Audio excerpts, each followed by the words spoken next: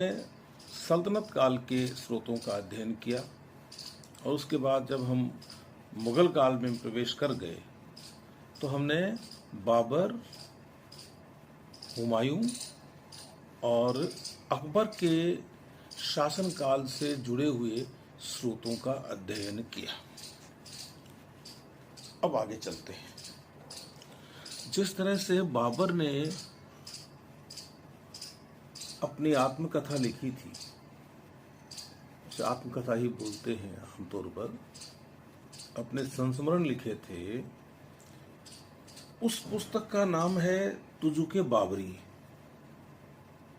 उसी तरह से जहांगीर ने भी अपनी आत्मकथा या ये कहें कि संस्मरणात्मक आत्मकथा लिखी जिसका नाम है तुजुके जहांगीरी। प्रारंभ के 12 वर्ष, शासन के प्रारंभ के 12 वर्ष तक तो वह स्वयं लिखता रहा, लेकिन बाद में उसने यह काम मोतमाद खां को सौंप दिया। इस पुस्तक में उसके शासनकाल के शुरुआती 18 सालों का अच्छा वर्णन है,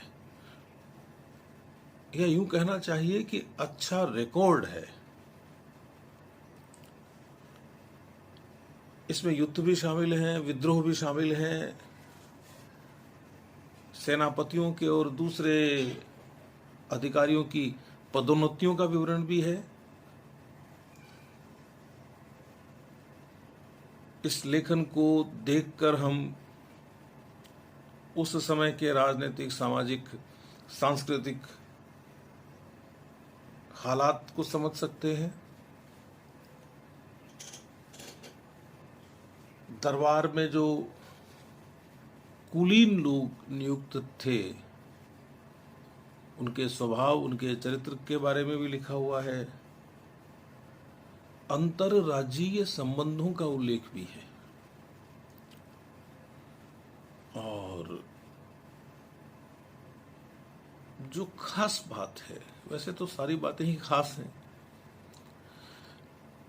अकाल और महामारियों का भी उल्लेख है। शाही हरम की झलक भी मिल जाती है। और जहां जहांगीर खुद लिख रहा है, वहां वह अपने जीवन की कुछ व्यक्तिगत घटनाओं को भी लिखने में नरम पड़ गया है, जिन्हें लिखना शायद लोग पसंद नहीं करते हैं, लेकिन इसने लिखा। और यह जो मोतमाद खां है, जिसने बाद में काम संभाला और जिसकी पुस्तक इकबालनामा नाम से है, अलग अलग पुस्तक भी है, उसने ऐसे सारे कामों को इस पुस्तक में जगह नहीं दी जिनसे जहांगीर की आलोचना हो सकती थी। तो यह पुस्तक एक रिकॉर्ड के रूप में, एक अभिलेख के रूप में हमारे सामने सुरक्षित है और ये काम भी आती है। जो मोतमाद खां है, एक महत्वपूर्ण दरबारी था। जहांगीर के शासनकाल के अंतिम वर्षों में तो वह मीर बख्शी के पद तक पहुंच गया था और इसने जहांगीर को मदद की थी उसकी किताब लिखने में।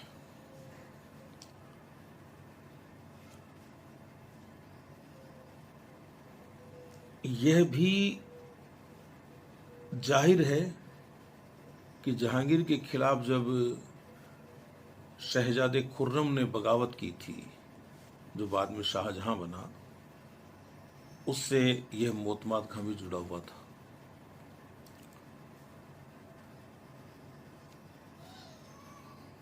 और एक बार जब विद्रोही महावत खां ने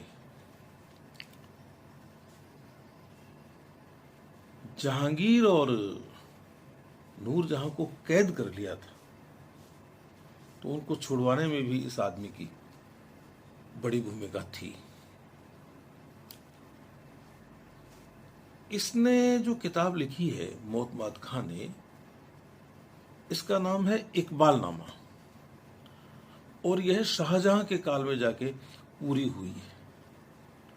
और जो बातें जहांगीर के जीवन काल में छूट गई थी, ऐसी बहुत सारी बातें इसने शामिल की है।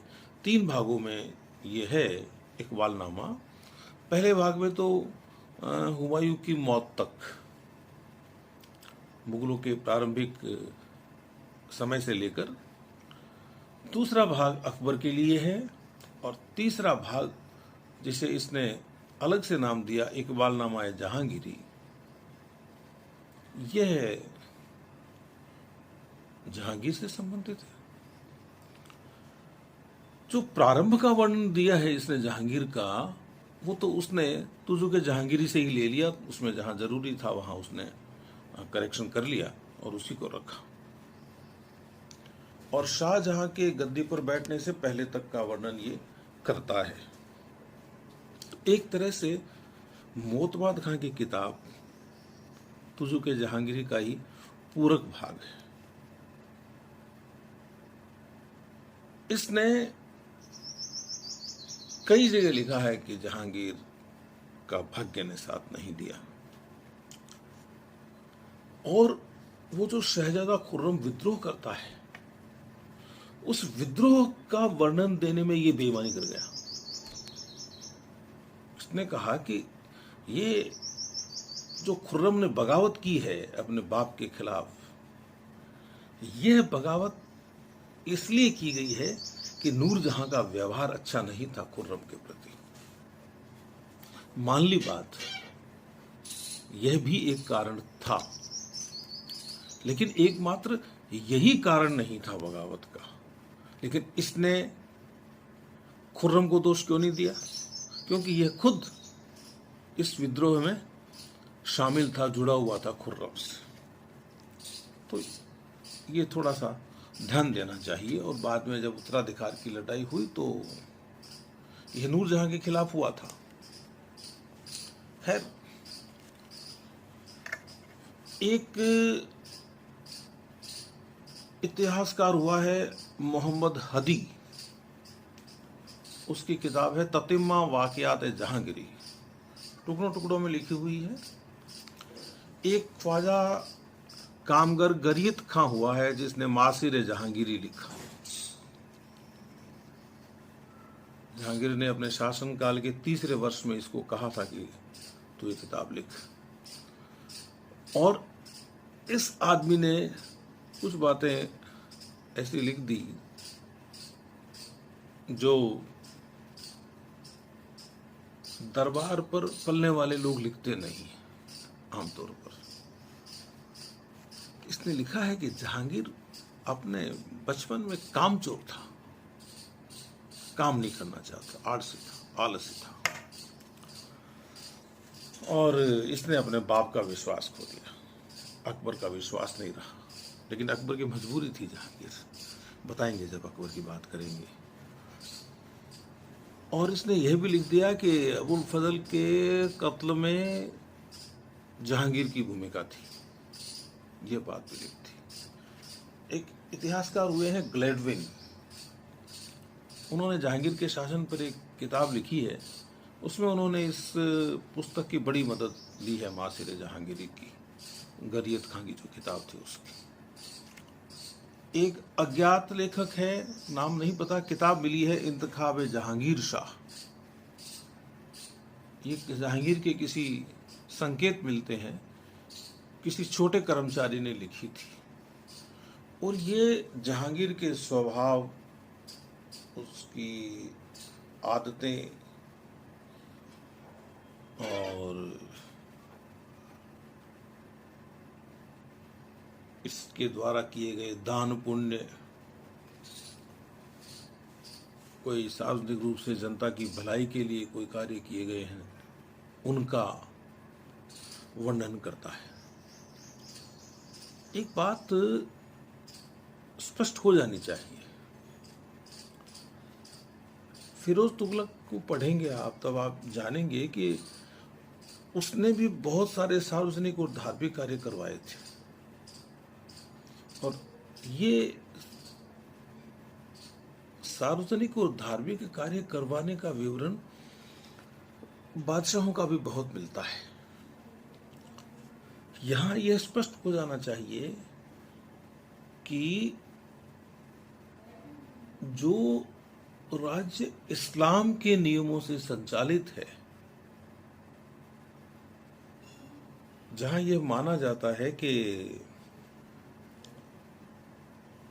ये जो सत्ता है वो उस परम शक्ति से प्राप्त हुई है जिससे इस्लाम निश्रित हुआ है, तो इस्लामी कानून, इस्लामी जो प्रवृत्ति है, नियम है, उन्हीं नियमों के आधार पर और ये दान पुण्य के कार्य किए जाएंगे। और प्रजा का वह वर्ग ही इसका सीधा लाभ, इन दान पुण्यों का, इस प्रवृत्ति का, दान पुण्य की सीधा लाभ उठा सकेगा वही वर्ग जो सीधा उस नियमों से, उन नियमों से बंधा हुआ है जिन नियमों से शासन बंधा हुआ है। अब आप बात को समझ जाइए। तो मैं जिस अज्ञात लेखक की बात कर रहा था, इंतखाब ए जहांगीर शाह, जिसकी किताब है, उस लेखक ने यह भी लिखा है। इसने यह भी लिखा है कि जहांगीर ने अपने बेटे खुसरो को सार्वजनिक रूप से दंडित करने का काम भी किया। भाई, ये सिलसिला चलता है, राजनीति इसी का नाम है। जहांगीर ने बगावत की थी तो फिर उसके बेटे ने बगावत की। खैर, वह महावत खां द्वारा किए गए विद्रोह का वर्णन भी करता है और यह संकेत करता है कि यह सब नूर जहां के कारण हुआ। ध्यान रहे आप लोगों को, शाहजहां के काल के जो इतिहासकार हैं,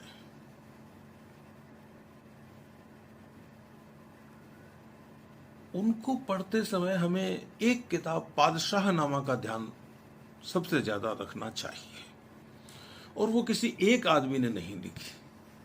जहांगीर ने अलग अलग समय अलग अलग लोगों को काम दिया और फिर ये पुस्तक तैयार हुई। तो इसका जो प्रारंभिक कार्य है वो तो किया था मोहम्मद अमीन कज़वीनी ने। शुरू के 10 साल का इतिहास, और वह अबुल फजल के रास्ते पर चला है। आप समझ जाइए, अबुल फजल के बारे में अपन बात कर चुके हैं। यानी वो पक्का दरबारी इतिहासकार था, लेकिन बाद में दरबार की षड्यंत्रकारी परिस्थितियों के कारण और उसको अपने काम से अलग होना पड़ा। शाहजहां के बचपन का उल्लेख करता है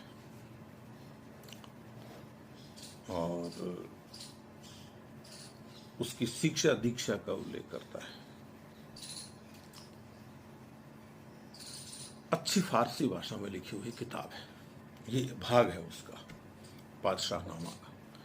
फिर इसने ये काम सौंपा अब्दुल हमीद लाहौरी को, जहांगीर ने, सॉरी शाहजहां ने, और यह 2 खंडों में तैयार किया। उसने पादशाहनामा ही रखा। और इसने भी क्या किया कि जो प्रारंभिक विवरण है ना, वो तो कज़वीनी की जो किताब थी उससे ले लिया उसने, जितनी वो लिख पाया था उससे लिया, अपनी तरफ से थोड़ा बहुत परिवर्तन किया, लेकिन मूल वही रहा। और ये जो लाहौरी है, यह भी अबुल फजल के रास्ते पर चला, जिसे हम वफादारी का रास्ता कह सकते हैं। इसके बाद में यह काम सौंपा गया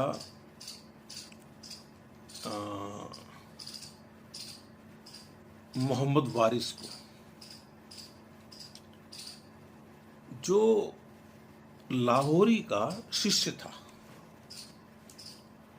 इसने भी पहले के सारे विवरण को पुनः देखा, जहाँ जरूरत थी वहाँ सुधार किया, और यानी शाहजहां के जीवन की करीब करीब सारी उपलब्धियों को समेटने का काम इसने किया। 1658 में जब औरंगजेब ने उसको कैद कर दिया था, तब तक का विवरण ये दे रहा है। और शाहजहां ने जो इमारतें बनवाई, उन इमारतों का वर्णन भी ये देता है। एक और इतिहासकार हुआ है इनायत खान, जिसका एक नाम मोहम्मद ताहिर आशना भी है। उसकी किताब है मुलख्खास, या उसको शाहजहांनामा भी कहते हैं। एक हुआ है मोहम्मद सलीह, जिसने आमिर सलीह नाम से किताब लिखी है, और उसने एक काम अच्छा किया कि अपने जमाने के जो बड़े बड़े विद्वान थे, कवि थे, खुशनवीस थे, या जो रहस्यवाद को समझने वाले लोग थे, भौतिक शास्त्री थे, इन सब के मोनोग्राफ्स दिए हैं, एक तरह से ये समझ लीजिए। इन सब के रेखा चित्र खड़े किए हैं उसने।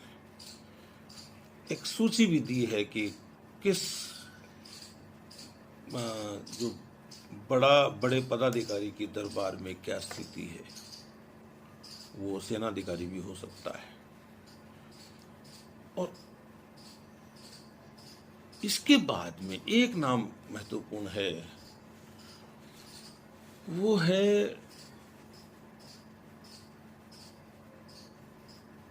मोहम्मद सादिक खां, जिसने वारिस के पादशाहनामा के बाद का विवरण किया है। और वो जो शासन से जुड़े हुए लोग हैं, उनके जीवन के बारे में भी लिखता है। वो शाहजहां की भूलों को भी लिखता है। वो जो हिंदू अधिकारियों ने जो काम किया था शाहजहां के यहाँ, उनका वर्णन भी करता है।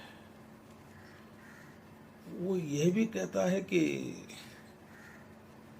शाहजहां की कंधार नीति विफल हुई, इसका कारण यह था कि जो बारूद काम में लिया गया था वो घटिया किस्म का था, और जो मिलिट्री ऑर्गेनाइजेशन था, जो सैन्य संगठन था, वह अच्छा नहीं था। इसके कारण विफल हुआ शाहजहां। ये जो मोहम्मद सादिक है, इसने उत्तराधिकार के युद्ध में दारा का जब पतन हो गया था, तो शाहजहां और औरंगजेब के बीच जो बातचीत हुई थी, उसमें इसने भाग लिया था। तो हम ये समझ सकते हैं कि उत्तराधिकार का जो विवरण इसका आता है सादिक का, वो अपेक्षाकृत प्रामाणिक हो सकता है। अब मैं औरंगजेब के ज़माने के कुछ इतिहासकारों के नाम लूँगा।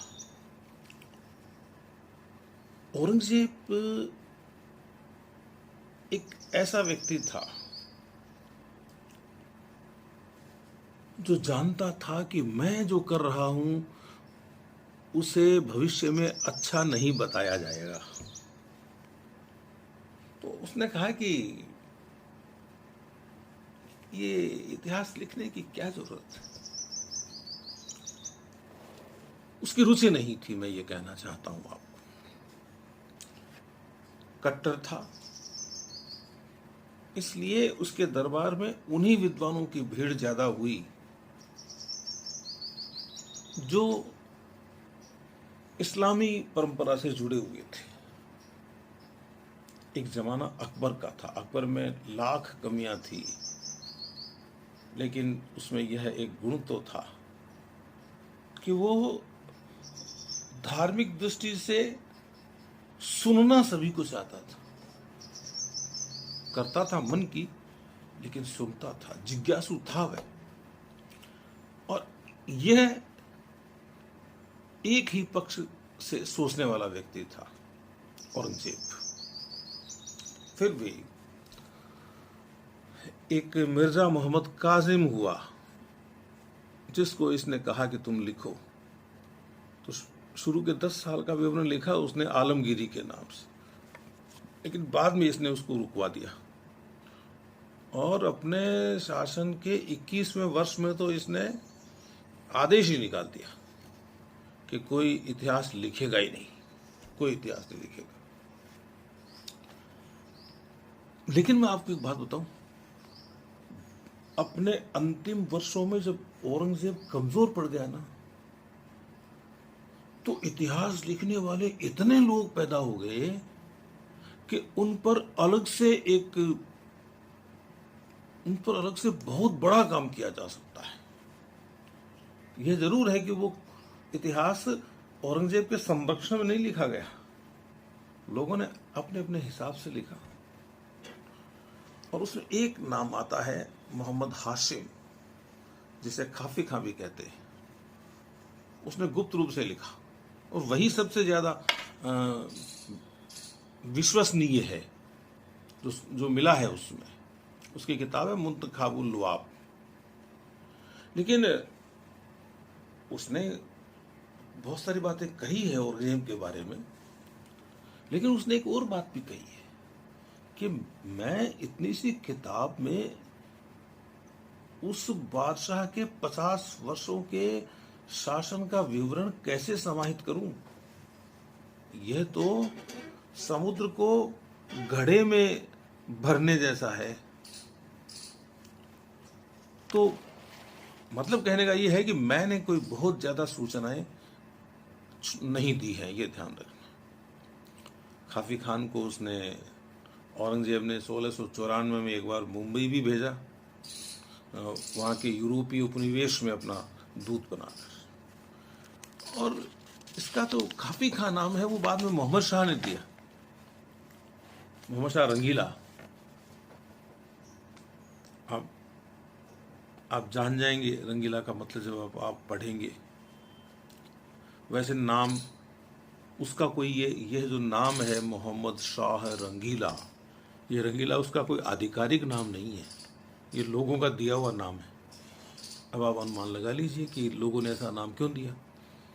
तो उसने उसको मजाक में दिया था ये नाम तो खाफी का, लेकिन वो बस वो नाम चल निकला।